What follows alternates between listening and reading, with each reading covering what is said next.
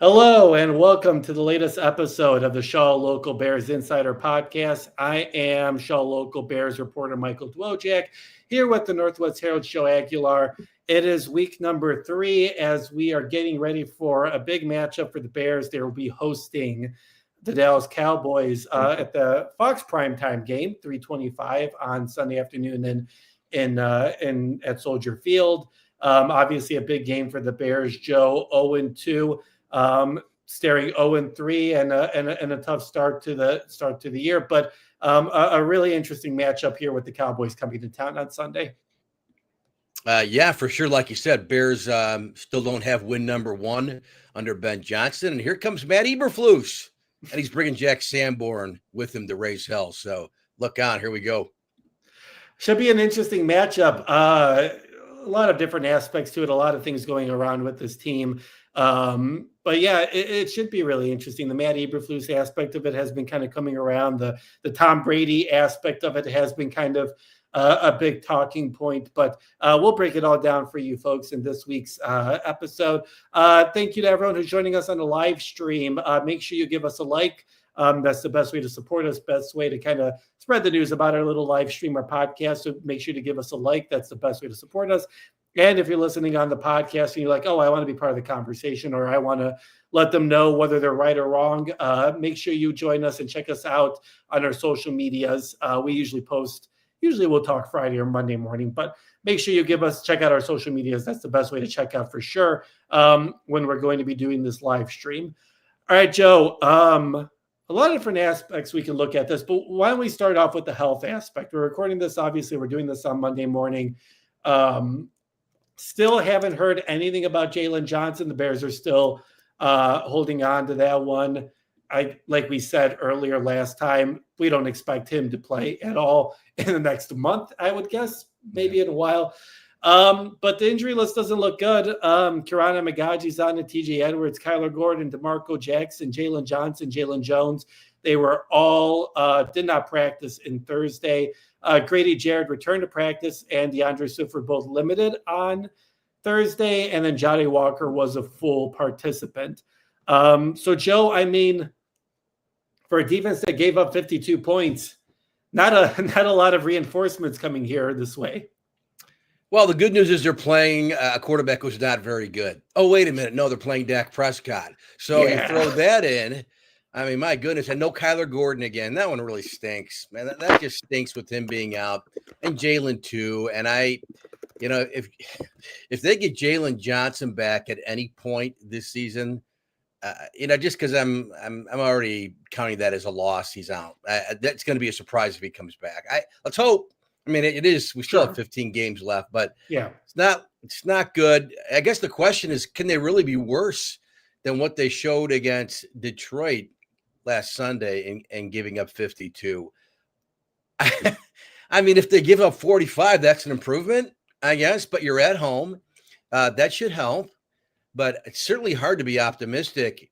And maybe like you predicted last week, a shootout with the Lions and the Bears. Maybe it's another shootout Sunday. It's the NFL again. I mean, maybe the Bears hold them to 18. Now, who knows?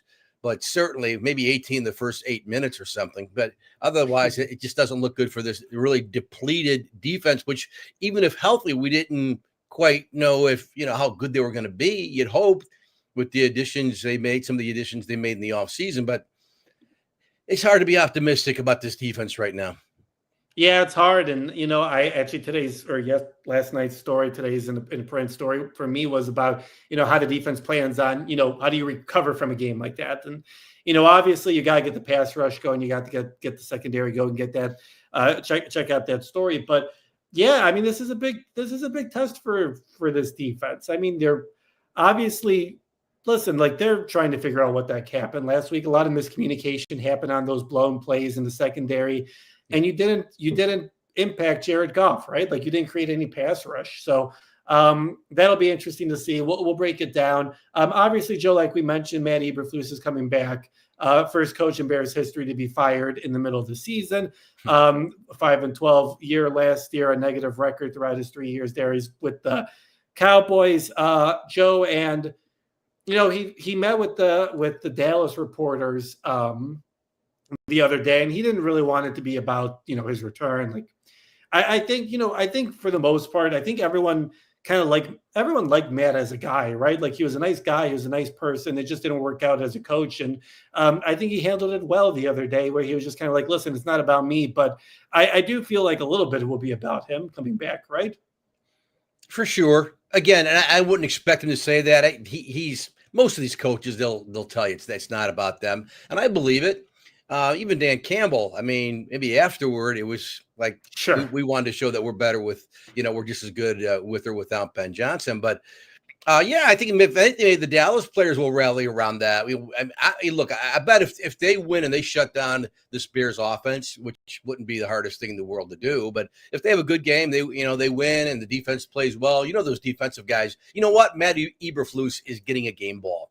Right, the Cowboys would give him a game ball because they know. I mean, look, no one wants to get fired from any job. I mean, so how can you not be a little resentful or Sure. bitter, right? So I'm sure he would love to come in here and shut down the Bears, and he won't take any of the credit, and I wouldn't expect him to. And like you said, Michael, he's a good dude, right? It just got out of control last year, especially after the failed Mary. But no, I expect, to see a Dallas football team wanting to win one for their D coordinator. It will be interesting to see how much familiarity obviously plays a role into this. Obviously, Matt Eberflus knows the defense really well. The defensive players know Matt Eberflus's scheme really well. And, Ben Johnson knows Matt Eberflus. Obviously, he was the OC with the Lions the last 3 years. And, it was interesting. I was looking at the numbers, although, the Bears won 1-5 against the Lions during that time, and Matt Eberflus did. In 2023, they did hold the Lions to their lowest yardage and their fourth yardage in a game. So, I mean, the defense held its own against. I feel like for some reason, Matt Eberflus was always competitive against the Lions. Yep. Obviously, it didn't work well in that last game. We don't have to revisit all that, but I do feel like Matt Eberflus's defense was effective against Ben Johnson's offense. So I'm curious to see, how much of a factor that's going to play on Sunday. For sure. I mean, again, remember 2 years ago, not to go down this revisionist history trail, but that game in Detroit where Tyler Scott, if memory serves, dropped the long pass from Justin Fields. And of course, everyone was, criticizing Justin Fields and the Bears offense not getting it done again, but they could have won that game. I think that's the year they beat them at Soldier Field. Yeah, they did win that game. Right. Yeah. So they could have swept the Lions 2 years ago when they were starting to, be one of these up and coming teams at that point. So, but no, Matt's always been a good defensive coach. That's what got him the job here in Chicago. Right. And people wondered why you'd get the defensive guy when you got the young quarterback and Justin Fields. That's another story. But no, Matt's got a good defense, but they've always, even in Indy, if memory serves, they were a bend but don't break kind of team. And that was kind of what the Bears were with him. And they stressed taking the ball away and stuff. Well, yeah, every team does, and they had the real good linebacker a couple of years ago who was out of the league quickly. His name is Shaq Leonard. Remember, he was one of the best at forcing fumbles, and then he got hurt, and his career was kind of short, turns out. But he had him in Indy, and then the Bears. He said, he had a few good players, certainly, including Roquan. When he got here, Flus. So. We'll see what kind of defense they have, but I expect them to wanting to win one for their coach. Yeah, and everyone talked about it. Ben talked about it. Caleb talked about it. It was kind of one of those things where it's like, yeah, we kind of know each other, but like they know a lot about us, but we know a lot about them. So it will be interesting to watch what the mind games are of like, does Matt change any aspect of his like relatively zone defense, right? Like, does he switch some stuff up, some. I'm sure the terminology and that sort of stuff has sort of changed. Just you don't use the same verbiage, especially going against your former team. But I am curious to see whether how much that plays a factor, and whether Caleb's like, all right, I know Matt likes to do this, I'm going to do this instead. So it will be a fun little chess game going on Sunday afternoon. One other major storyline before we get into our game preview, obviously. I don't think we talked about this on Tuesday. Maybe we did. I'm forgetting about it. But Tom Brady's obviously calling this game on Sunday. And then the Bears obviously play the Raiders the next week. For those who don't know, obviously Tom is a minority owner of the Raiders and kind of made some headlines on Monday Night Football when ESPN showed him in the coach's box in a full suit and, talking to all the coaches and that sort of stuff. And, the NFL said that that's not against any league rules. Ben was asked about it and he said, well, listen, I just give them code speak anyway. So I'm not telling them state secrets or anything like that when I meet with the production team. And then he reinforced the idea that he doesn't really, he's not worried about it. He doesn't really think about it. What were your general thoughts about the whole Tom Brady, debate? I think it's clearly a conflict of interest, but like Ben Johnson said, and I believe him, it's kind of coach speak anyway. Look, we all know someone like if you tell someone something like kind of in private, they're going to tell everybody else. So you learn like not to tell that person. Just assume whatever you're saying to that person is being broadcast nationally because everyone's going to hear the news, right? So I think even if Tom Brady were not affiliated with the television crew, or with the Raiders, you'd be careful anyway what you say because you just don't know how that's going to leak, and maybe that you spoiled something for us, you revealed something that we don't want revealed. So I would think they'd be smart enough not to mention that anyway. So, but I do think it's wrong. I mean, look, Tom Brady has a vested interest in the Raiders. So if he finds out something that can maybe help their football team or notices something. Now he'll get a lot of information just from watching the game, right? And he is Tom Brady, and he's pretty smart, so he'll be able to figure things out pretty quickly. Just watching the game, he might just get more information, but they can watch tape anyway. But as far as that, the one-on-ones from the production meetings, I would certainly think Ben Johnson, who's smart, would be smart enough not to say anything that's going to give the Raiders any kind of potential edge. But ultimately, for the Bears, they got to worry about themselves, right? Just go out and execute. Stop doing the things that help contribute to your 0-2 start, and worry about yourself, and not so much other things. So I think everything I've heard out of Halas Hall this week from reporters like yourself, I think that's the right tone I thought I would have expected to hear. Yeah, and listen, Tom could know how you're going to run a slant route, but if you get a pre-snap penalty and then you run the wrong play or something like that, it doesn't really matter that he knows if you can't execute the play, right? So obviously it comes down to the Bears actually kind of getting the motion going. But yeah, I agree with you. Listen, I think everyone knows that Tom's going to do whatever he can to get a competitive advantage. That's how he was as a player. Obviously, Deflategate, Spygate, whatever you want to, whatever you want to get into, whether he was liable or not. It was always revolving around that program and him, right? So, maybe it's an unfair assumption, but that's kind of what you get when you kind of are always surrounded by this type of stuff. But I agree.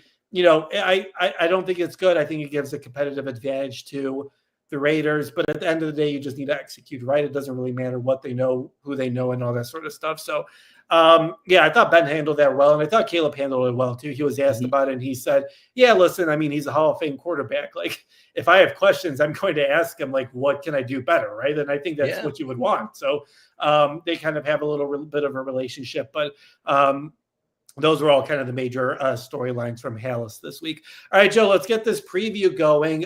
Cowboys coming into town. First time since 2019. It's been a little bit since the Cowboys have been into town. And I keep seeing, or at least I keep getting emails, that there's going to be a big Cowboys contingent coming into town. Obviously, America's team, all that sort of stuff. I'm sure a lot of Dallas people are like, well, we haven't been to Chicago in 6 years. Like, let's go up there. Let's go for the change. So it'll be interesting to see what Soldier Field is looking like on Sunday afternoon. But Joe, let's start off with our matchups. What's the matchup you're looking for on Sunday afternoon? Well, I think it's got to be in the trenches there. The Cowboys offensive line against the Bears defensive line. Rumor has the Bears have one. We didn't see it last week, but I guess they have a defensive line. And I read in your story that Grady Jarrett said, I think we're close to getting to the quarterback. And I'm thinking, look, he knows more about football than me, but I didn't see that. Did you see that last Sunday against Detroit? Because Jared Goff's jersey looked pretty clean after the game. So that defensive line, which, again, can it be any worse than last week against the Cowboys O-line that, they invest in their offensive line. Imagine that, getting a great quarterback and then investing in the guys up front. It's a weird concept to me. But they got all those Tylers, right? Tyler Smith, who's a 2-time Pro Bowler. They drafted Tyler Booker, 12th. Bears could have had him. They went with the tight end we don't use, Colston Loveland. They drafted Tyler Booker. He's playing well from what I hear, what I read. But their center is out. They lost him, Cooper Beebe, who's a pretty good player, 3rd-round pick. They lost him in the Giants game to an ankle foot injury, so he's going to be out for a while. So now they go to next man up there. So I want to see the Bears not only get a pass rush, but stop the dang run. I mean, I couldn't really tell you who runs the ball for the Cowboys. You know, there's so much of the focus is on Dak, and rightfully so. But let's see an improved effort from them, because as we all know too, if they're able to get to the quarterback, create some havoc up front, that'll help the DBs, who a lot of these guys are, still have their, they're still getting their feet wet in the National Football League because of all the injuries we've talked about. So that's what I'm looking forward to, is seeing, does Dallas just roll with the punches even though they lost their starting center? And do the Bears get to the quarterback and stop the dang run? Because we need to see more on both sides of that, or both areas of that, as far as the Bears front four, front seven. Yeah, I mean, that's going to be huge, right? Like, listen, like Dak Prescott is a 10-year pro. He's one of the best quarterbacks in the league. Like, he's been there. He's done that. You saw it against the Giants on Sunday. He knows how to run an effective offense. He knows how to find his playmakers. You got to stop him, right? Like, like Dennis Allen said on Thursday, you got to get him off his spot. You got to affect him at all. You got to do something, right? And the Bears just haven't done that. So I agree. You need to listen, Montez Sweat has 0 sacks. He's got one QB hit. I know he would have had a sack last week, but listen, life's not fair sometimes. Sometimes you don't get credit for the stuff that you end up doing, right? Dio Dangbo's got 1 sack, and he's got 2 quarterback hits. Gervon Dexter is tied with Dio and someone else, I forget who it is, for the most quarterback hits at 2. Like, you should have more than 2 quarterback hits, 2 games into the season. So, listen, Dennis Allen talked about it. Do we do something else? Do we give more time for the guys to get to the quarterback? But it also comes down to, you got to be more effective earlier downs, right? Like, you got to stop the run, because if they know that you're going to be throwing it at 3rd and 7, that's easier to defend, right? Like, that they're going to throw it, and you can create more of a pass rush. So I agree. That's going to be huge. Like, it's been a major question for me for the offseason, throughout training camp, and now 2 weeks into the season. So I agree with you. I think if you're going to have any success in stopping Dak, you need to create any sort of pass rush. Yes, and all off season, every Bears fan, every critic, every analyst talked about the Bears got to get better up front. Bears got to get better up front. We were talking about this last year. Who can they sign? More than last year. Going back how many years? Going back probably to 18 when they had that great year, though, where was it that year they had a ton of quarterback sacks and turnovers that one year. But going back to that, so anyway. And then we wondered, like in the offseason, even now, are they going to add? Well, okay, they got Odangbo, and they think they figured it out. So we have to trust the front office that they figured this out and that they have enough. And they have a new D coordinator, and he's got a great reputation, Dennis Allen. Well, where is it? Where is it? Because I'm looking at the Cowboys signing Jadeveon Clowney, and maybe the guy's past his prime. I don't know how much he has left in the tank. But I keep looking like, who else can they get who's out there that can help?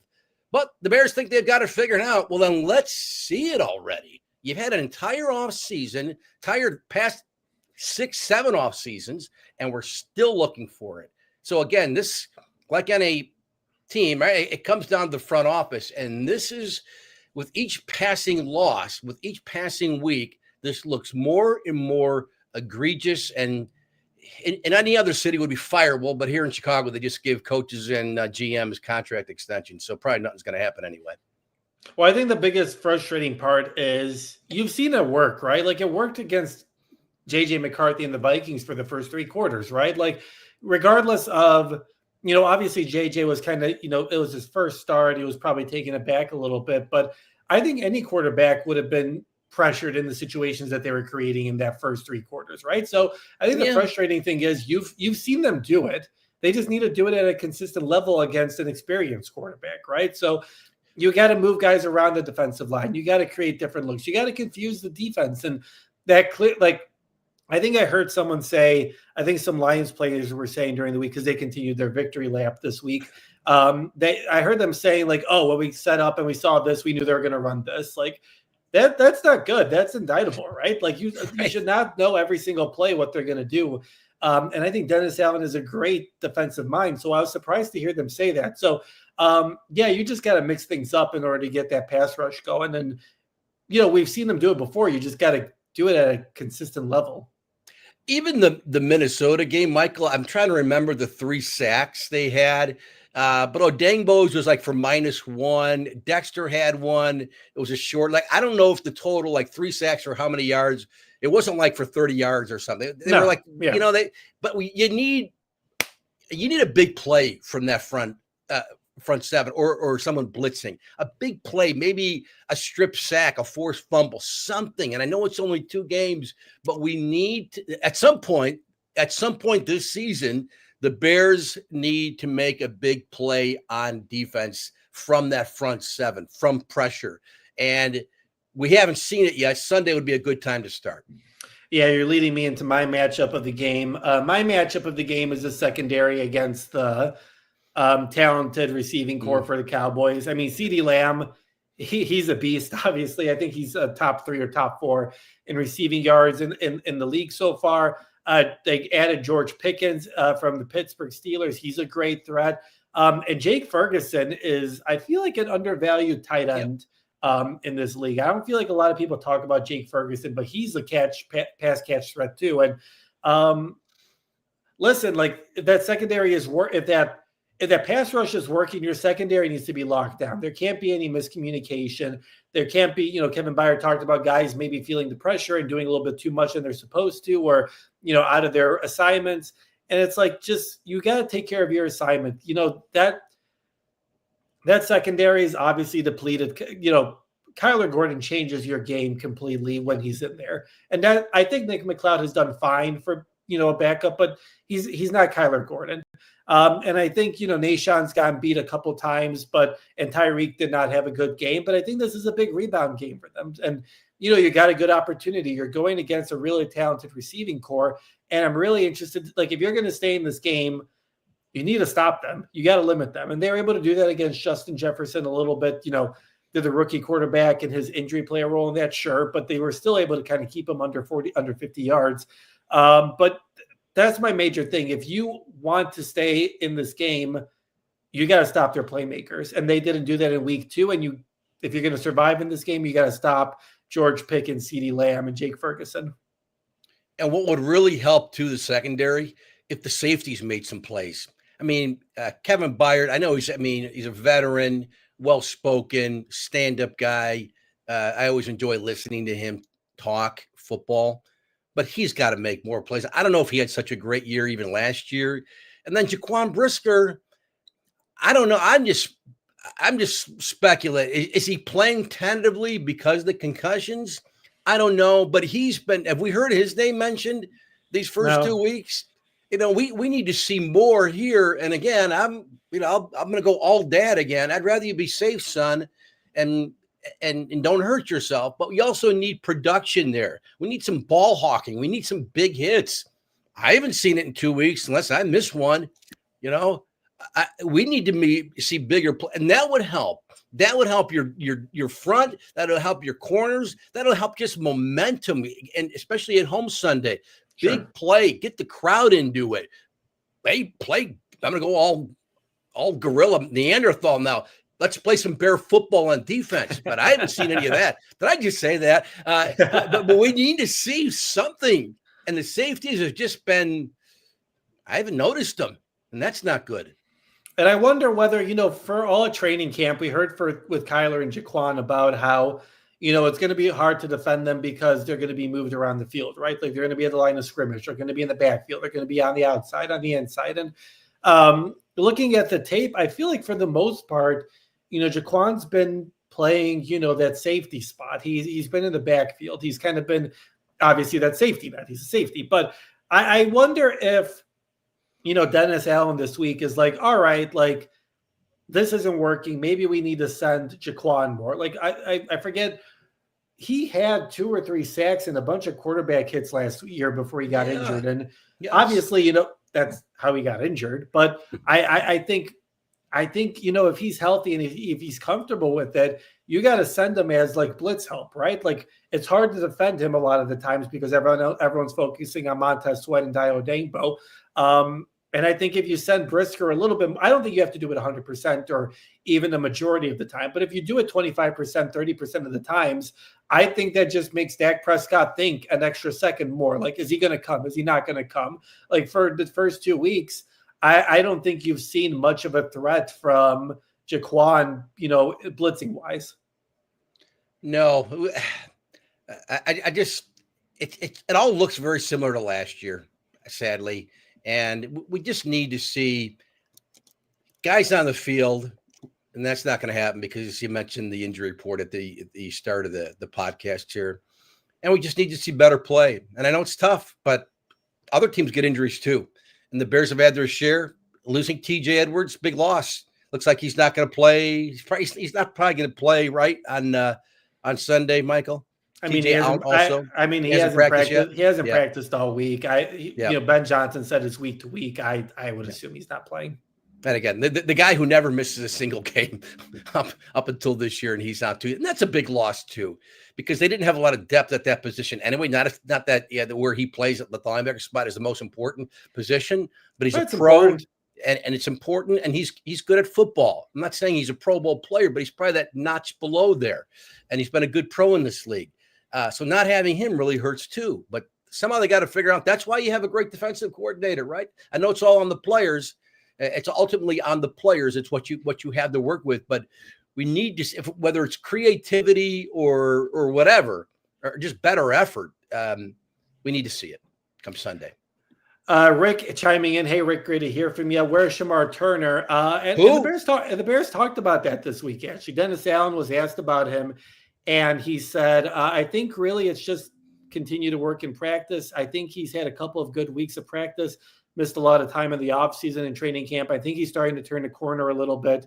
We've been impressed with some of the things we've seen, and so it's really about doing it in practice, and then when he gets the opportunity, taking advantage of it when we get to game day. So I think that's an encouraging thing to hear about Shamar Turner. And I would, obviously it's one of those things where maybe you need more secondary guys than defensive line guys. So maybe that's why if you're going to put someone as inactive, you put Shamar Turner as inactive since he, hasn't had that much time. But that felt like that felt like a bit of a vote of confidence and something that maybe you are going to see Shamar more this week. That'd be nice because, again, if he knocked on my front door, I wouldn't know who he is. I don't know what he looks like. I mean, you've said you've seen him. You know what you could identify him. But is this going to be another lost year for this guy too? I don't know. I hate to be so cynical. Like if this was a 6th-round pick, okay, if he makes a team, that's a win. He's a 2nd-round pick again. 2nd-round pick for a team that couldn't really afford any screw-ups in this draft. And I know the injuries, that's not on the Bears, but I don't know how good he was to begin with. I mean, I don't know if he's a guy that was kind of a reach there, but would I've rather seen more offensive linemen? Yes. But they went with him. And again, I know teams nowadays, like they rotate a lot of guys in, you don't need just 4 up front. You need 8, you need more, like pretty much every position now. But it'd be nice to see him show something, and maybe not that he's got to contribute in the next couple of weeks here, but by mid-season, or at least by at some point this season, you're saying, I think we got something here.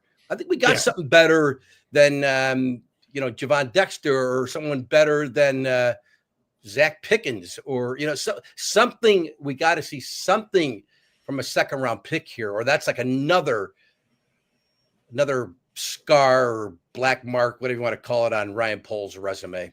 Yeah, we'll see. You obviously need the help from the middle of the defense. So it'll be interesting to see whether they use him a little bit more, and maybe he gets that opportunity and starts getting some snaps. All right, Joe, what is your surprise prediction for Sunday? Well, I'm not going to be stupid again. I'm stupid a lot, Michael, but I'm not going to say Bears are going to shock the Lions or Bears are going to win somehow. I learned my lesson. You think I learned my lesson by now? Surprise pick. A surprise pick is that they're going to use the tight ends, plural. Yeah. I think they've been even hearing it at Halas with the reporters about what's going on. And didn't Ben Johnson say earlier in the week that they're going to start pushing, have a little more tougher competition, and guys are going to, some of the veterans, they got to watch it here. Ben was asked about it, and he point blank said, I need to do a better job of getting them more involved. Like week 1 was about pass protection, making sure whatever. But week 2, he was just like, I just need to get them more involved. So he very clearly took accountability and was like, I need to get the tight ends more involved in this game. And so I thought that was good to hear that he recognizes that and that that's clearly going to be a point of interest against the Cowboys. I will even go as far as to say that Colston Loveland is going to match his season average for catches per game and catch a pass on the Bears opening drive. I think they're going to target him early, even if it's for a 5-yard gain. I think something to get the ball in his hands, and I think they're going to try. We'll see. We'll see what the situation, circumstances in the game are. Are they already down 7-0 after the first drive of the game if Dallas has the ball first? But I think the Bears are going to make a concerted effort to incorporate the tight ends, namely the kid who was picked 10th overall.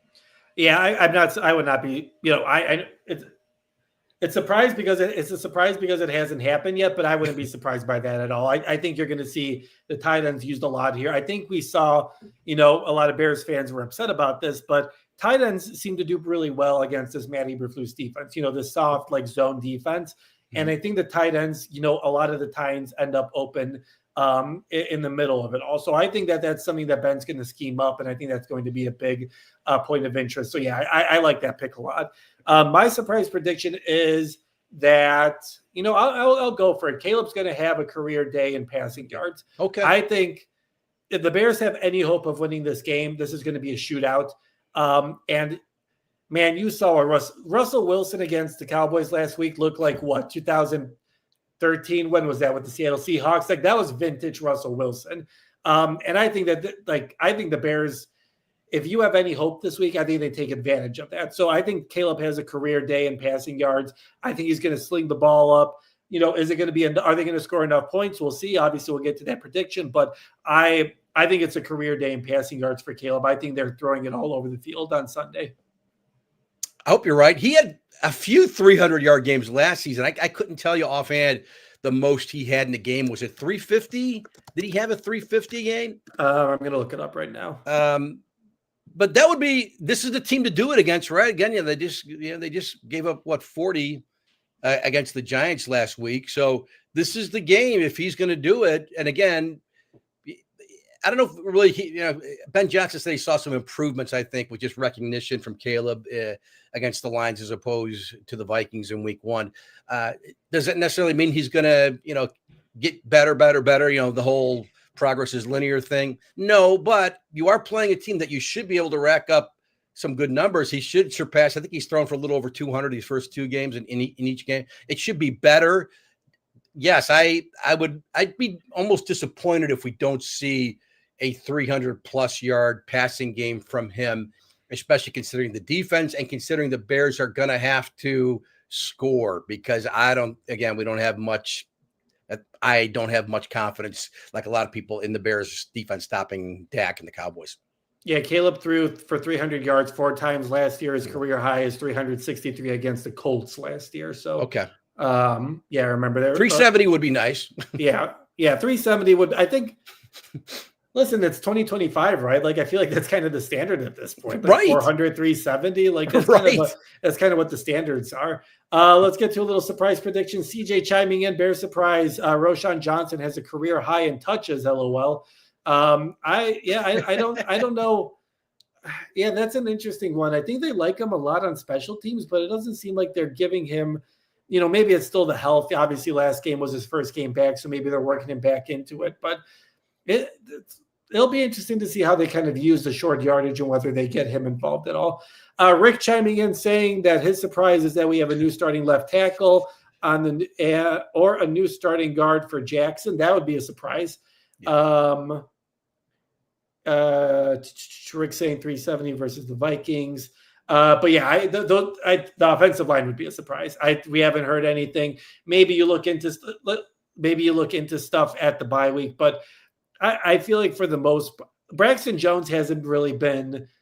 I haven't heard Braxton Jones's name other than that face mask penalty, which usually for offensive line means that you're doing a fine job. So I haven't really had too many problems with him. All right, Joe, most valuable pair. Last week I chose Rome Odunze, and then last week you chose Jalen Johnson, if I remember correctly. Obviously, Rome had the career day, so I win that matchup, and now I am up 2-0.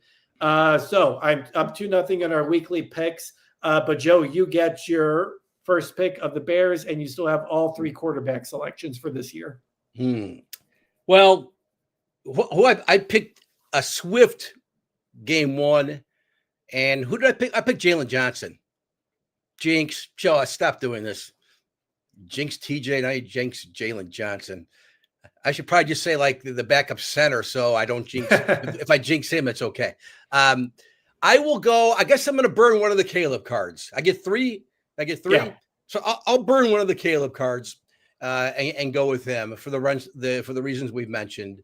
And I do think Colston Loveland. I'm not saying he's going to catch 8 passes for 98 yards or something like that and 2 TDs, but I do think.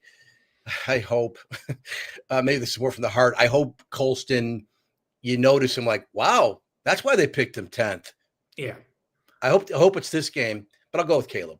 Yeah, if I had the first pick, I would go with Caleb too. Obviously, I have him going for a career high passing yards, but this just feels like a game where Caleb takes over, right? Like this just feels like a game where, or at least you hope, right? Like if he doesn't, we're going to have a lot of stuff to talk about on Monday. But this really does feel like a spot where Caleb takes his next step.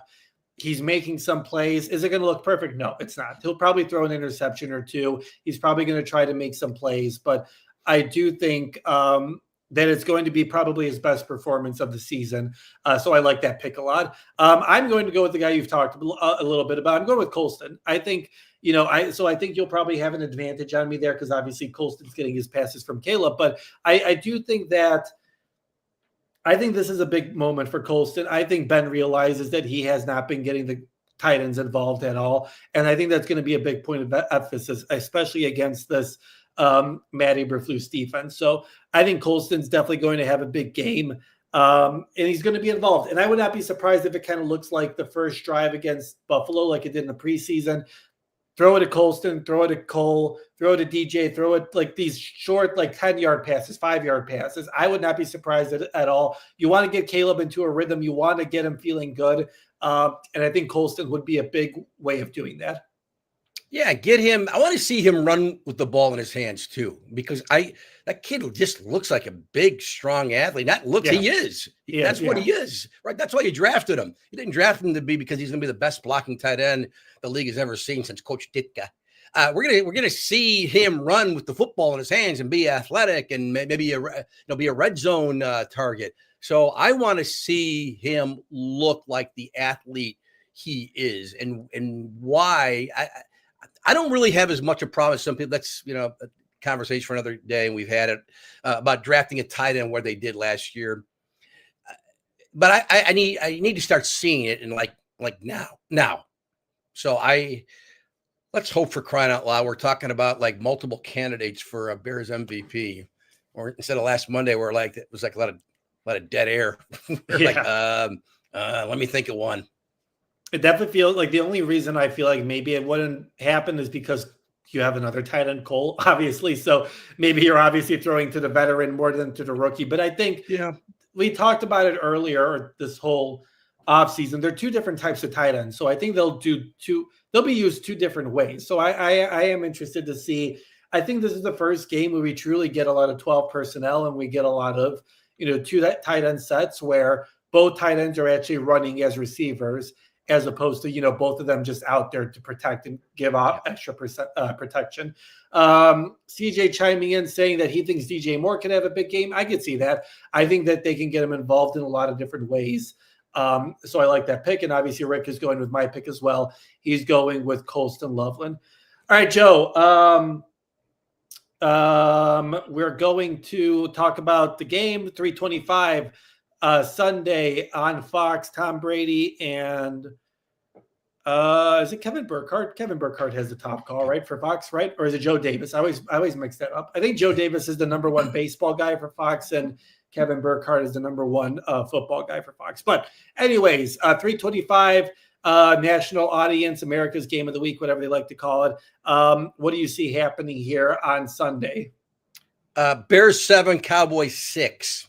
I'm kidding. After the first 3 minutes. That'll be the score after the first 3 minutes. I do think it's going to be high scoring. And I just, again, NFL, Bears home, they could win, right? But I got to take Dallas here. And see, Detroit dropped 52 on them. I don't think the Cowboys will get that many. I think the Bears defense will improve, but I'm still going to take the Cowboys here, 38-31. I feel like Detroit was on a mission. I think that 52 was inflated for different reasons. It better be. It better be. Otherwise, I'm going to have to cancel the podcast because I don't know where to go after. If they're allowing 50 every week, I'm like, oh my goodness, Michael.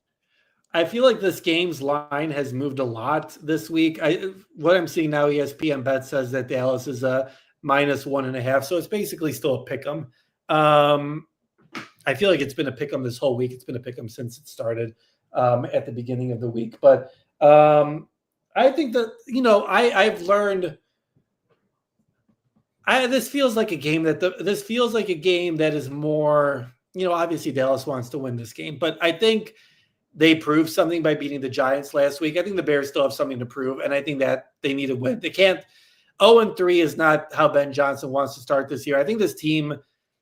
Listen, this team got hit in the teeth last week. Like it wasn't pretty. It wasn't good. Ben Johnson this week criticized his team, say they don't practice at a championship caliber level. Like the coaching staff let the players know we're not doing what we need to be doing right now. And I think they're going to be motivated. They're going against their former coach. They look terrible on Sunday. So I think the Bears pull out a win. I think it's late one. It's a 34-31 win. I think Cairo Santos knocks in a 50-yarder for redemption just because I like to throw that in there, Joe. He gets a 50-yard redemption kick, and the Bears win 34-31. It's a shootout, and I think the Bears move down the field in the final seconds, and Cairo knocks it in and gets the game-winning kick. 50-yarder.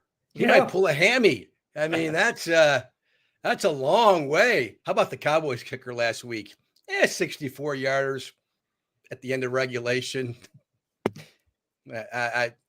I'll stop picking on Cairo for now, but I mean he can do it. I mean, I like your prediction better than mine. you got the home team winning. That would be cool with me. And then we can hear the dun dun dun dun dun dun dun dun dun after the game. As the players shake hands and hug, and everyone exits the stadium. So that'd be nice. And Cairo is a pro. Any word on Jake Moody? How he's looked, the former Michigan Wolverine and the third round pick of the Niners? No one really wants to talk about Jake Moody. But Richard Hightower was kind of annoyed that we kept asking him about Jake Moody, and he was kind of like, he's on the practice squad. He's a developmental guy, but our guy is Cairo's. Ben said after the game, Cairo's the guy. I think Cairo's their guy. I think he's shown you that he can redeem himself. He can make kicks. He's a reliable. If not, I think he's one of, if not the most reliable kicker in Bears history. So I get that everyone is frustrated and everyone's annoyed, but I do think he has the history, and I think he's going to show.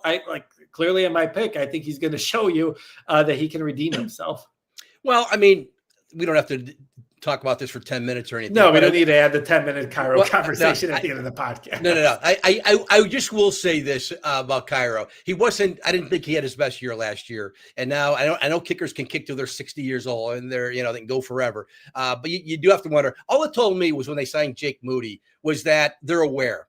They're aware that they need, and that to me, that's good news. Instead of Well, hey, he's been this great kicker, one of the best kickers in franchise history, and we're good. At least it told me they're aware of this situation. And just like any other position, you're always bringing in guys to see maybe you got something, maybe there's a kicker whisperer out there that can get to Jake Moody and get between the ears because they know, he's talented. If they took him third overall, the Niners did what this last year? Was it 2 years ago? So 2023, yeah. 2023. Thank you. So also, could you imagine if the Bears drafted a kicker in the third round? I can't. Oh my God, what the reaction would be. Yeah, right. I mean, they're still getting heat for Torrey Taylor in the fourth round, the punter. Right. So, that's all. But to me, that was good. At least to me, it told me they're aware, they know, but Kyra's the kicker for now. Yeah, when Richard was asked about it, he said our personnel staff, adds to the roster, and they felt it was best to add him and add him as a developmental guy. He really made it clear that Jake Moody is a developmental guy right now. He's not, there's no kicking competition. There's no anything. I feel like really Richard went out of his way to hit on that point. So we'll see how it goes. But there's a reason why not every team has a kicker on the practice squad. So sure, yeah. He can downplay it, and I would expect him to say that. You're not going to throw Cairo under the bus, right? But at least it tells me, so he can say all he wants, and that's good. But they know the kicker. He's not the biggest issue. Lord knows they have on this football team, but he is an issue. Maybe it's not a story in the next few weeks, whatever, or the rest of the season. That'd be nice, but they're aware for sure. They see what you and I see, and everybody else. Yeah. Yes, at least the personnel staff does. Yes. Rick chiming in, 31-27 Bears. Guys, get in your final picks. But we're going to wrap up here. It should be fun. Thanks so much for joining us this episode. Appreciate everyone who joined us on the live stream. Appreciate all the guys' comments, thoughts. Seems like you guys had a good conversation in there, so appreciate it. If you want to be part of the conversation, make sure you check us out on YouTube. Give us a like. And if you want to join, you're listening on the podcast, you're like, oh man, I wish I was part of that conversation. Make sure you listen to our social medias or look at our social medias, and we'll let you know when we're going live. We try to do every Friday and Monday morning, but sometimes the Bears schedule gets in the way, but we'll probably, it's a home game. So I would imagine we'll talk Monday morning for you guys, and hopefully it's a Bears win. But make sure you're following Joe Aguilar at Joe Aguilar 64. He's got your Friday night football coverage here in McHenry County and everything else going on in McHenry County sports. And as always, make sure you check out me at Dwojak 94 on all social medias. I've got your Bears preview coming up here in a little bit, and I'll have the latest news on Jalen Johnson and everything else from Sunday's game. So for Joe and I, thanks so much for joining us this week. Hope you guys enjoyed the beautiful weather the last few days of the summer, and we will talk to you guys down the road.